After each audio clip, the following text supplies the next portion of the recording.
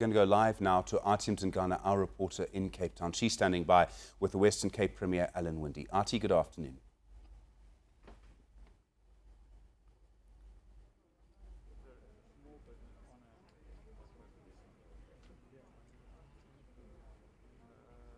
All right, Artie Mthembu, I believe you are standing by with the Premier of the Western Cape at the moment. I understand that he's prepared also to respond to the passing of Jackson Mthembu. Artie, what response there at the moment?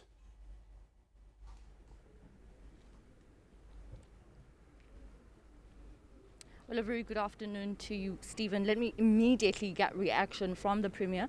Thank you so much, Premier Winde, for making the time. Of course, a very somber moment, at least in the African National Congress. Just your reaction on the passing of the Minister in the Presidency. Well, you get these messages and, absolutely shocked. Someone that I work with, obviously because he's the Minister in the Presidency, and my sincere condolences to his family and, of course, all his colleagues. A vibrant soul that has left us, and really sad.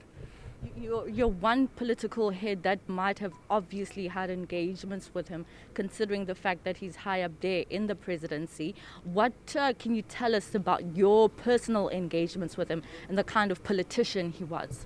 Well, every time, I think back to the sort of start of my premiership, and I think about those breakaways when we would have lunches or something, and then you'd always sort of try and end up at his table because you'd want to converse with him and you'd want to talk to him. You'd want to talk to him because, of course, the position that he held, and you want to be able to engage with the presidency and a key position, and so really it is a massive loss. I think from all premiers will say the same thing. This is our connection to the presidency, and it's another message that we get, and these are the times that we're living with, and it's really sad. I know you're particularly here in Vredendal to assess the situation with regards to COVID-19, but just my last question on your reaction on the passing of the minister. Do you remember the first time you saw him and your kind of first impression of him? Well, of course, I'd worked with him before because I'd been an MEC for 10 years, so in various portfolios and roles.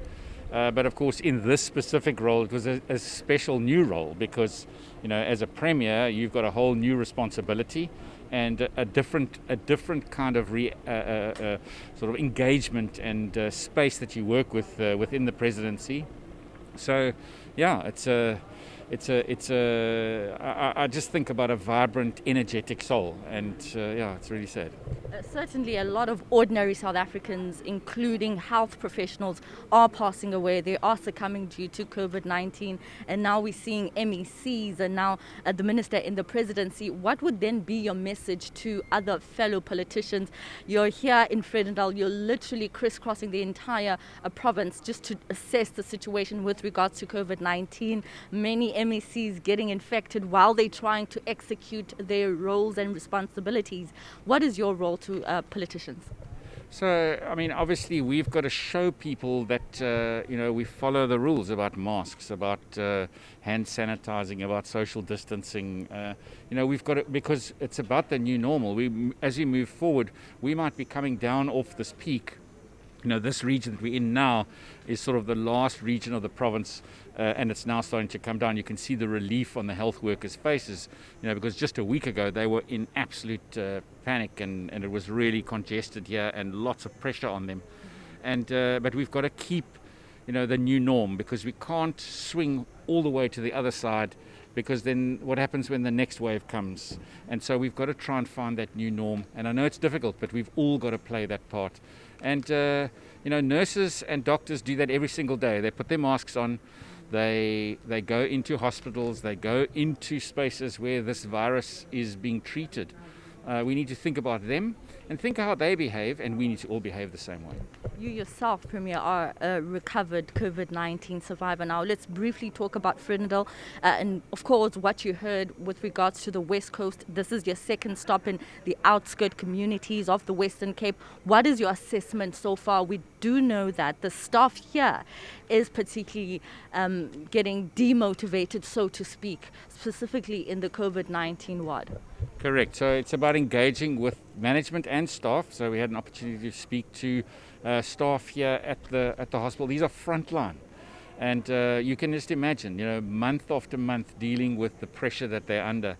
And especially coming through the second wave peak where we were preparing for similar peak to the previous one, basing all of our data and our reaction to that, beds, oxygen, whatever, on the previous peak, but then we get a new strain. And of course that changed everything again.